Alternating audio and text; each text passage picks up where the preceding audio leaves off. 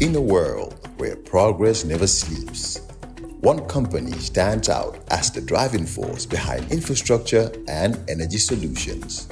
Introducing our fuel company and cement producer, where excellence meets efficiency. Jar Oil. The company have 30 filling stations across the country that are all operating, which includes the recently completed Yarambamba and Old Yundum filling stations. And our rates are relatively cheaper than anyone else across the country. Along the years, Jar Oil introduces importation and distribution of cement in their line of business to diversify and strengthen their operations. Are you a cement retailer? At the moment, Jar Oil is the biggest producer and distributor of cement in the country with the most competitive prices in the market. With a focus on sustainability and innovation, we are paving the way for a greener, stronger future. Trust in us to fuel your projects and lay the groundwork for success. We currently produce over 25,200,000 bags per year. As the largest cement producer in the country, Jar Oil also targets to export cement to the neighboring countries like Guinea-Bissau, Guinea-Conakry, and others. Join us on our journey to shape a world where every drop of fuel and every bag of cement makes a difference. Together, we can build a brighter tomorrow. But first this morning, Amadou Chico Sissoho, who it wasn't that long ago was on the program with some pineapple fruits. Yes, he's the pineapple man promoting the Pineapple Princess initiative under his Pina Gambia project. Chico is not just an entrepreneur, he's been described as one of the most inspirational speakers of his generation, with an ultimate life goal of positively impacting the lives of Africa's more than 1 billion people. So I won't just be requiring Chico this morning to talk about pineapples, also how to succeed as an entrepreneur in this tough environment that is called the Gambia. Chico, welcome back. Thank you, Uncle Peter, for having me. It's a pleasure to always have these conversations with you. You always come here with great outfit. This is what? Guinean? No, this is Senegalese. Oh, it's Senegalese. Very good. Try to promote local design. Before it was three-piece suits, but now we have to wear our African attire. I think one day we should get even the white people to be dressing up like this. Well, if everybody does what you're doing, it will be very easy to achieve that. We hope so. Okay, let's talk pineapple first. Yeah. The last time you were here with two beautiful, and I must say, nice pineapples. I mean, my family is grateful to you for that. Thank you. I'm glad. I see you're back with more products. This time in cans. Yeah. In jars, if you like. Yeah. We've actually been able to reach some milestones since the last time we came, and it's always important to be transparent and to communicate. That's why I'm very eager to always share how we progress, the victories and also the failures. Mm-hmm. So the first batch of pineapples that we brought, some were unripe because the farmer from which we got them, they gave us products that were unripe. That led us to now make it a policy for our team in Guinea to go to every single farm, identify the fruits when they're ripe. Because when you get products that are green unripe, the end consumer has a very sour taste. And that's why a lot of the countries that don't produce pineapple have very tasteless pineapples, is because they're harvested unripe. So that during the transportation. So you got them unripe, not because you requested unripe pineapples. Yes, the farmers just chose to send you. Sometimes unripe. That happens because you have a farmer who just wants to get the money, and there's trust. Sometimes you send them the money, you don't have someone to verify, and they cut it unripe. It looks green. You think it's ripe, but it's not ripe. And then now, over time, it ripens slowly, but the sugars have not formed. And so we even shared in our newsletter, the whole experience. But we saw, okay, perfect. This is a lesson. It's a mistake. It's a lesson. Let's go and fix it, which means that we have someone who goes to the harvest, because we have groups of farmers that we support. You go there and you choose the products. That allows us to actually now be in the higher quality, right? So we choose the products when they're ripe, and then we transport them here.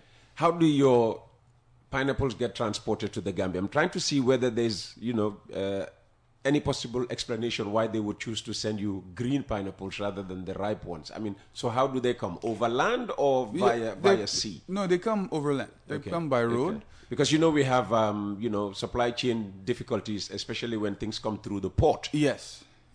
So that's why most of the fruits come through Senegal. Okay. Yeah, those that are brought by ship, by sea, come through Senegal.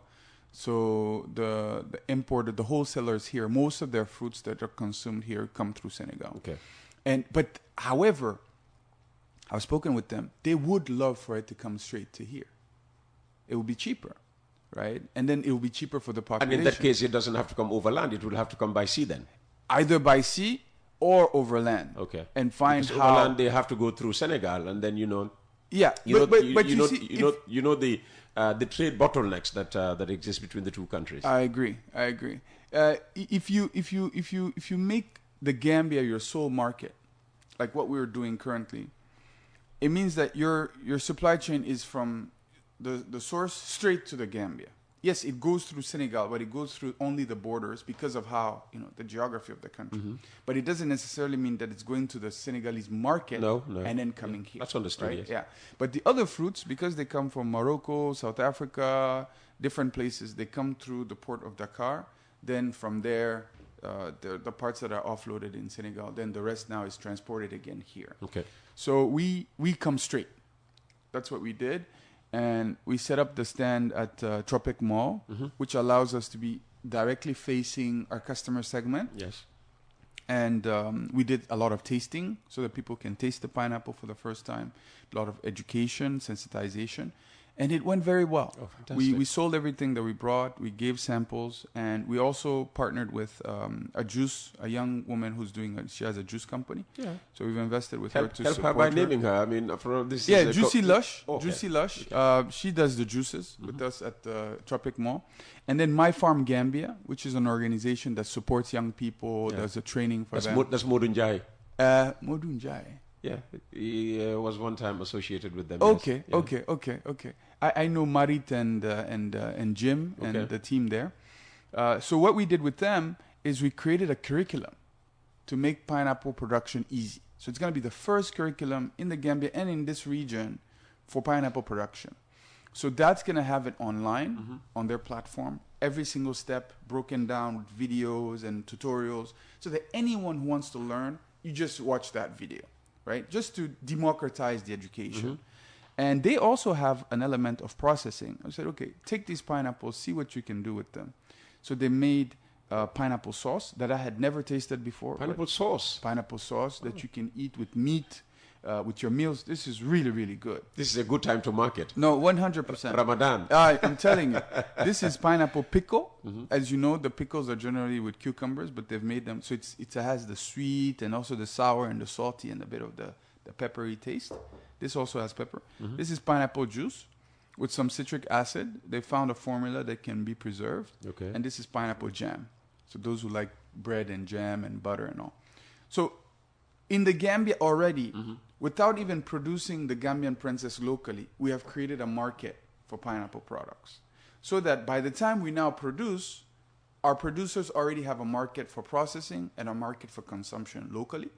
And then we push this further now to Senegal and outside. So these products can be exported, right? These can be branded and they can be exported. Sure. So in 2 years' time, once we have the pineapples from the Gambia, we already have brands that will be done. And what we also decided is we launched a challenge and said, we want to find Gambian creatives who will compete to come up with a very good logo, very good brand name for the products. Okay. I am not that smart to say, okay, I have the best marketing idea, how I want. No, let's build something that belongs to the Gambia. Because ultimately, like I shared with you, it wasn't my goal to come and start this initiative here. This was not my goal, my plan, my dream. I came, take my wife, go, and then she would help me build what I'm building from there. Yeah. But God had another plan. And by experience, I've had many, many, many failures in life. It was always because I was going contrary to the direction that God wanted me to go. He would show me a way. Things were very simple in that direction, but I felt they were too slow, they were too small. I wanted something else that maybe was linked to what someone else was doing.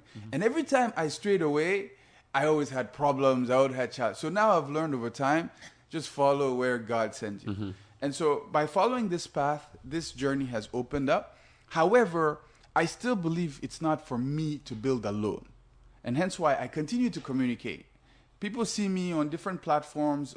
I'm a speaker, yes. This is what I've done for many years. I was about to say, I can hear the inspirational speaker in you coming on. Exactly, right? This is my nature. This is my purpose. My purpose is to empower the greatest leaders so that they can empower more people. But this project was given to me to start. It's with Gambians that we should continue. The project is open for people who want to invest with us. The project is open for people who want to partner with us. The project is open for people who want to run this. Maybe there's a better general manager to do this than me. If I find them, I'm bringing them along. Fantastic. Because ultimately, this country is blessed. But the culture of how Gambians often have been raised is not to see what is great, but to see what is bad. Right? So if always pointing out what is bad, even what is good in us, we don't see. Absolutely.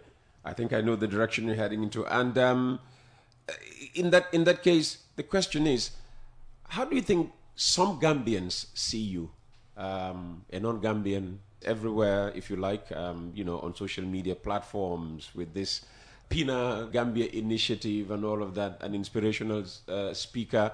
Have you had any negativity online? Oh, yeah. I have one, but I've answered him. We'll share that as well. But what's the perception that you're just another, spam? You have 10%.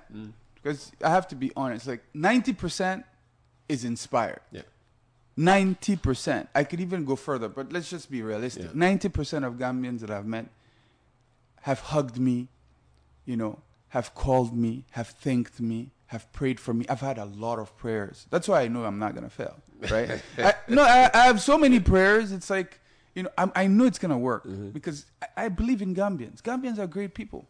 I've lived in many different countries. Some countries are very difficult because the people are not welcoming. They're not nice. They don't share, compassion. But I have had some skeptics, jealousy, envy, critics, who I believe it's because they probably would have wanted to be in the same position as I am. They think that this clout that is around me is by chance. They don't know my background. They don't know what I've gone through. They don't know that I have absolutely no degree. I've failed, three different universities that I dropped out of. I was rejected by my father, who thought that I would never become anything. Oh, wow. They don't know all the challenges I've gone through. They don't know that I've been on the street in Europe. I've been in the street in Senegal. I've been on the street in Kenya. They don't know how many times I've had business failures. They don't know that at 24 I had 100 employees and I had to sacrifice my family life so that I can run my business. They don't know the challenges I've gone through.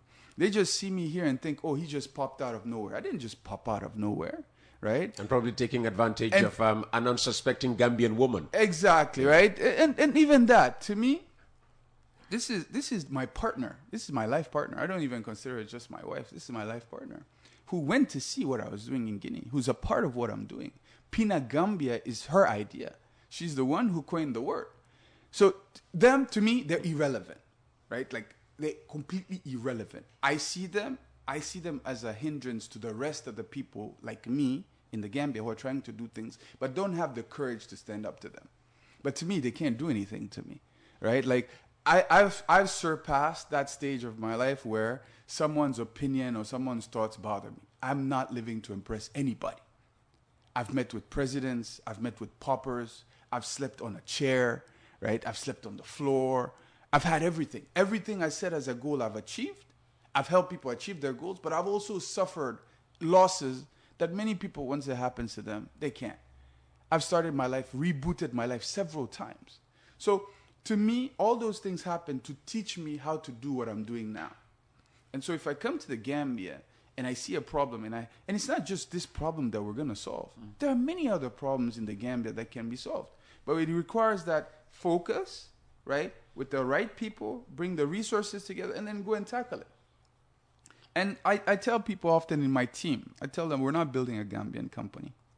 we're building a company with global standards, right? We're building a company that should have a positive impact in the lives of every single person that we interact with. So that means that our way of thinking should be different. And even if you have in your family or friends who don't think like that, you have to persist until they see how you see it. But if every single time you want to do something, they're criticizing you, and you say, oh, what will Gambians are going to think, Gambians are going to think, then you're never going to get anything done.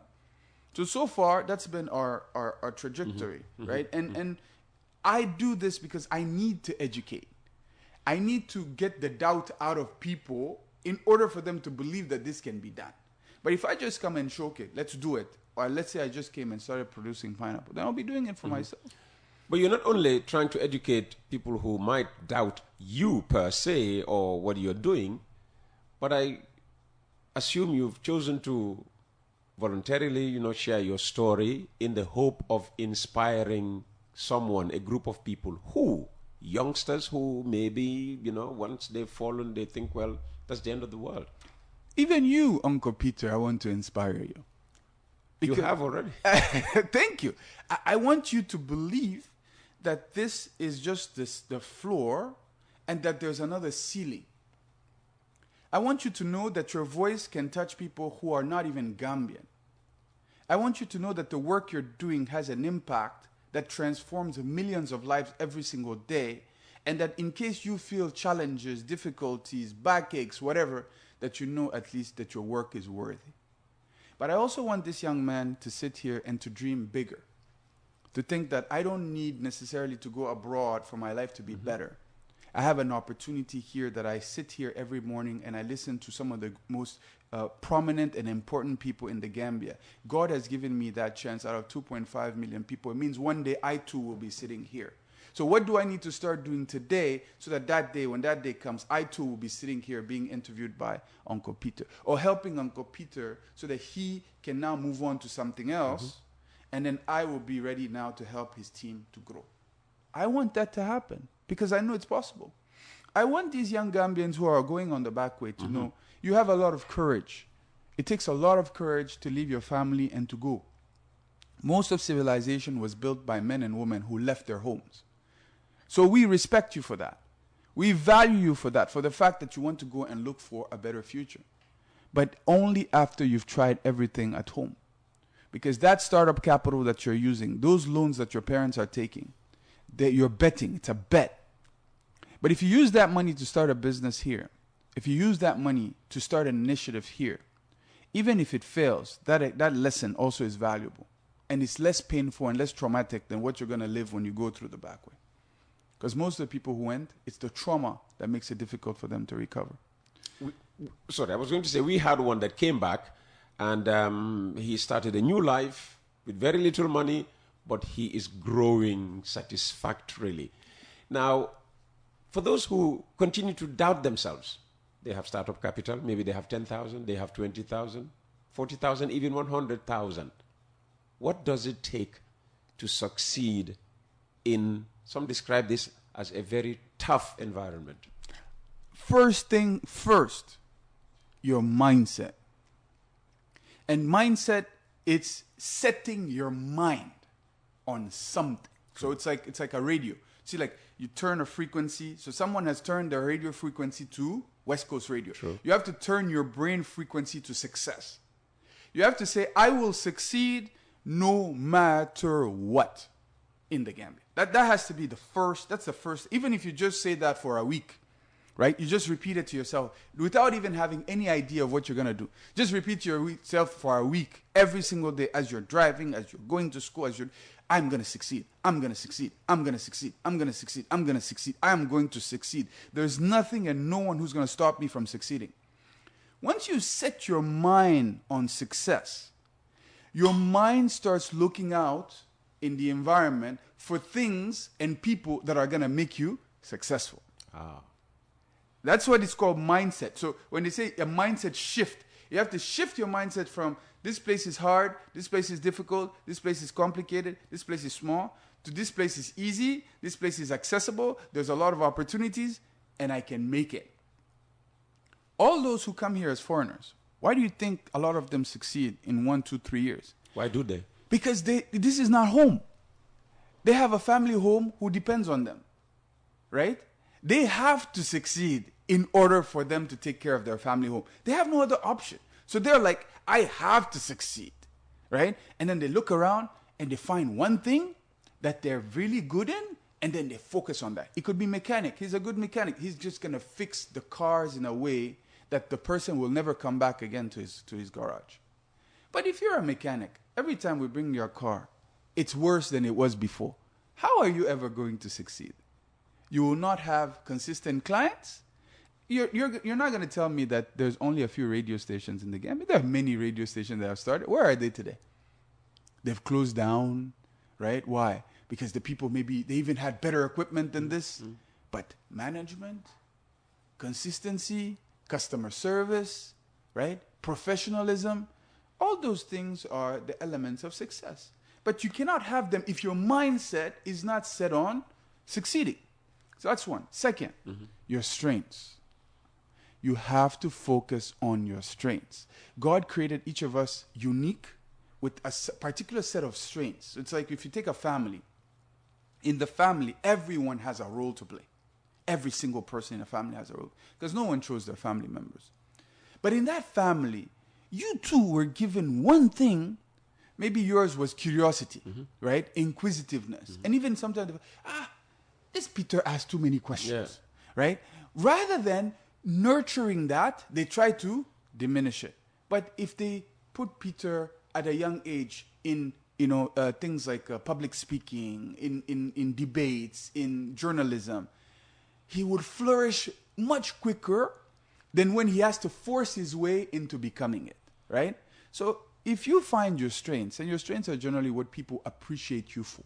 It could be your kindness, it could be your focus, it could be your diligence, it could be your artistic talents, it could be your sports talent. Focus on your strengths.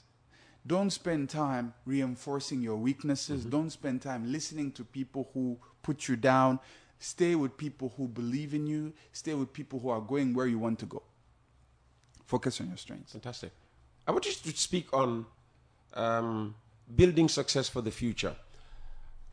You're lucky you're not Manjago, which I am. The story is Manjagos like to go to France. So in their young, productive years, men and women who find themselves in France, okay, they're working, they're making money, they're sending money back home, whether it's to, families in the Gambia, Senegal, or Guinea-Bissau. Then suddenly they retire. Yeah. They didn't plan for retirement. Yeah. So they come back and they struggle. Yeah. Yeah. It's called black tax. It's called black tax. That's why we're one of the poorest continents. It's not because we don't produce or we don't work hard. We're the hardest working species on the face of the earth, right? We were the ones that were taken as slaves. They tried every single other species. They couldn't resist the work but us. But the thing that we did not develop, and we should, is foresight, is vision. It's called visioning, right? Simple exercise. I train this everywhere. Today we're in 2025. Let's go to 2125. Oh, wow. Okay? I ask you, Uncle Peter, what do you want to be remembered for in 2125? Good question. Yes. Tell us. Good question. Transforming West Coast Radio. People say, I set up West Coast Radio. No. We actually acquired West Coast Radio exactly 20 years ago this year. Okay. So 100 years from now, what will we remember you for? Well, he transformed West Coast Radio. Those who could remember the West Coast Radio before August 2005. But you've already done that. You've already transformed West Coast Radio. You're asking me to think even bigger. Yes. 100 years from now, what will we remember you for? Give me time to think. So I would say 100 years from now, you've transformed Africa's media industry. Really? Africa's? Yeah. Wow. That from the Gambia, you were able to establish a network of radio stations all across the continent. I leave that challenge for my daughter, Therese. But that's the thing. Or I have prepared my children. I've given them the foundation for them to be able to build a global media empire. Is it impossible? No. In 100 years? No. It's not impossible. That my grandchildren have contributed in shaping the policies of the future of media because they were born with it in their genetics, right? That my students and those who have followed me have been able to shape the way communication is done, right? That I have been able to transform the mindset of every single Gambian, even before they're born. That when they think of Peter Gomez, they think this is the guy who made us believe we could. That's a vision, right? Once that vision is set, what happens now is you come back 50 years. Okay, in 50 years from now, because 100 years will all be gone. So we're talking about legacy. 50 years from now, some of us will still be here. Some of us will be gone. We'll still talk about legacy. Then you come back to 20 years. You define the same thing. Come back to 10 years. You define the same thing. Come back to 5 years. You define the same thing. Come back to 3 years. Come back to 1 year. And then now you come to the next 100 days. And so in 100 days, what are we going to do, Uncle Peter, that is going to make West Coast Radio a global corporation? Yeah, we'll have the conversation off air. but you get where I'm saying. Yes, I do. There's going to be, we have about what, 8 minutes. There's going to be a lot of young people like Martin here behind the camera, you know, who would think, if I had a private session with this guy, really, you know, he will energize me to do something, you know, different from taking the back way. How, you know, one, are you available? And if yes, how? And if somebody wanted to come and have a one-on-one, you know, where might they find you? Well, my focus target generally when it's about coaching and those who actually can afford my sessions are people like you. Ah, okay. Right? Those are the ones who I've been serving, training their management teams, their leadership teams. When I came here, that's what I initially started doing. But that was not what I was sent here for. I am planning on doing some mentorship sessions for the young people. Yeah. Because individually it will be hard. The Gambia needs that. Yeah. And I've been looking at, because I'm going to take a bit of a break just to, you know, let my body also recover from all of this. But April, after Ramadan, I will set up a mentorship program, not just myself. And, you know, I've seen some very good examples like the TAF Academy. That is something to encourage. I think Uncle TAF also is a very, very... TAF Leadership Academy. He's an amazing leader. There's a lot to learn from there. I want to find something where I can, you know, be a part of something. I don't even need to create. There are things that are existing. No need to reinvent the wheel. You know, if it's through the TAF Foundation or others that are there that we can collaborate, I'm happy to host, you know, weekly mentorship sessions that we can record and share live. Not just to energize, to change the fundamental core, like to set that frequency. Yeah, we're back to mindset again. Exactly, right? Because once it's set, it's finished. Like what we did right now with you, it's finished. Yeah. Like I promise you, that vision will become a reality because we saw it. As I was saying, I saw you saw it. I saw it. Mm-hmm. God has seen it. What will happen is people will start now coming. More people will start coming. Things will start happening. You'll see, there's an opportunity. There's a license that is opening somewhere. And immediately you say, let's go. And the vision has now become a reality. And all the Majagos who are attached to you, you also have to start saying no sometimes so that the vision can come. So this doesn't only affect Manjagos. I'm sure that, you know, people of other tribes. Even the Sarakoles and the Manikas and the Fullers. Let's come back to, you know, the pineapple products here. Okay, we've displayed them. There's bound to be one or two out there who would like to, you know, taste them. Where can they find them? And what price range are we talking about? So the number for the Pina Gambia initiative is 606-4688. So those who need seedlings for production, either small scale, mid scale, large scale, those who want the products, they can call. Because the distribution happens between Tropic Mall and also the farms and the centers, it's when they call that they can make the orders and get the prices. So immediately they're interested, they can just call. We have a very young, dynamic team that will help them, and they can get all the information. And has the production of pineapples begun locally? Yes, we set the first 1,000 seedlings last week in Basuri, And then every week from now, we're going to be planting at least 10,000. Only in Basori? No, that started in Basori because the partner is in Basori. Okay. Because what people need to understand is it's those who want to produce that we are also working with. Okay, of right? course, So initially, those who are interested in being the first producers, they provide their land, they buy the seedlings, they have their team. We support them, we train them. Okay. But we also ensure that they succeed because we're going to buy the fruits from them. Okay. Right? So that's our first phase. And that is going well. So there are some visionary Gambians who have the means. They've succeeded in one business. They see this as an opportunity to diversify.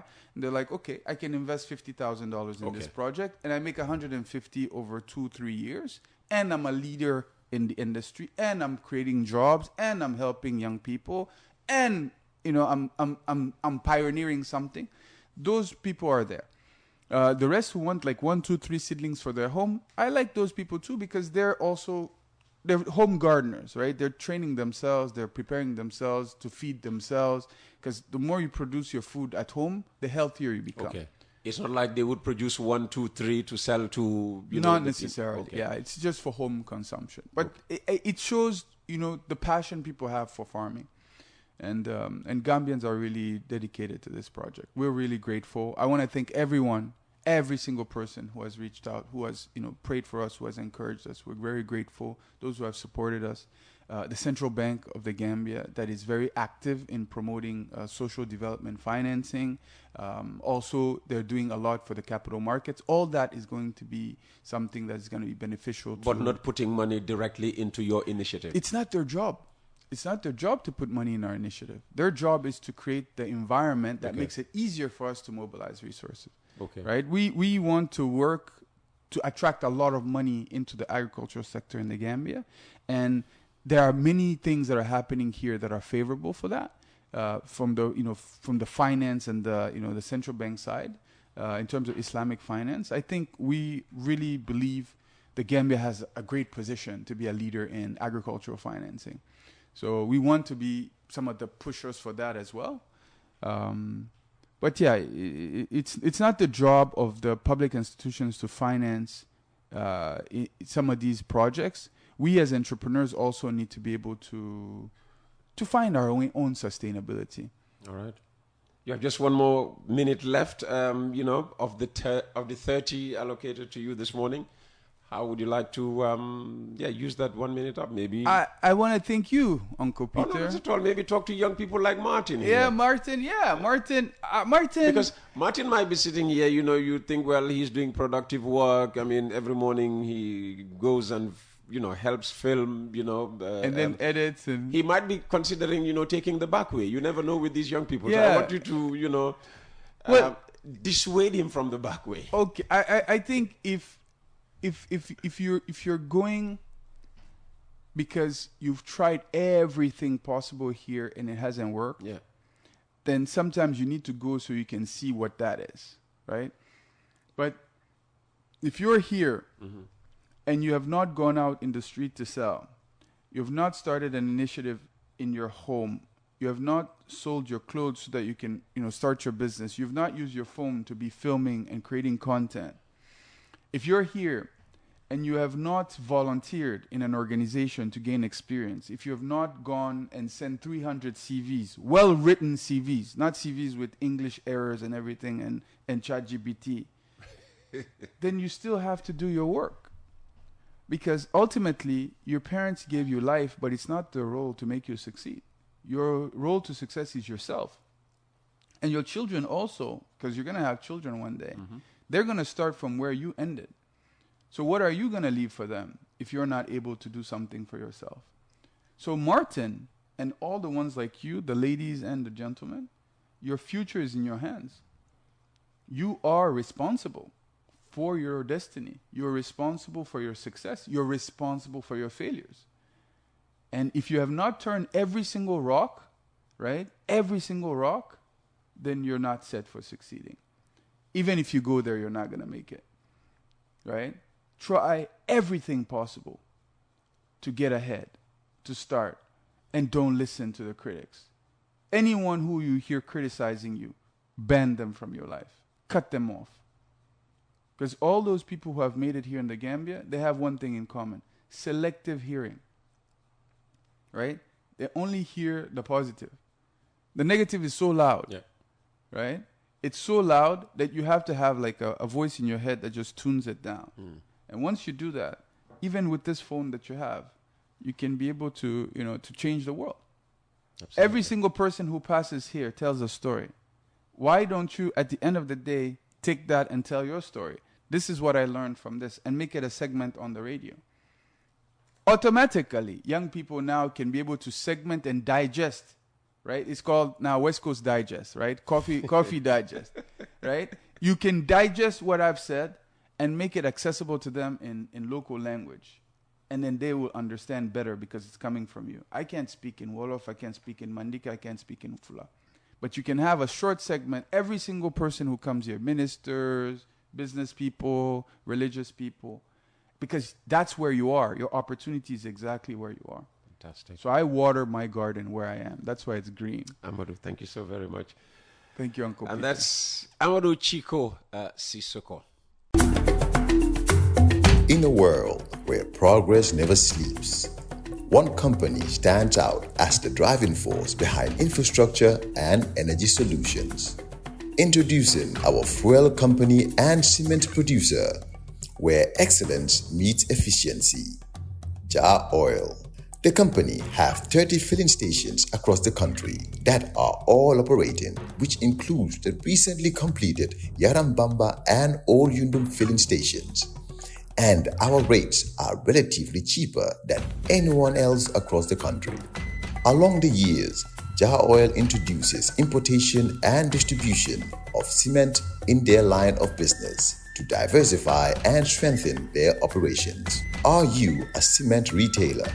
At the moment, Jar Oil is the biggest producer and distributor of cement in the country with the most competitive prices in the market. With a focus on sustainability and innovation, we are paving the way for a greener, stronger future. Trust in us to fuel your projects and lay the groundwork for success. We currently produce over 25,200,000 bags per year.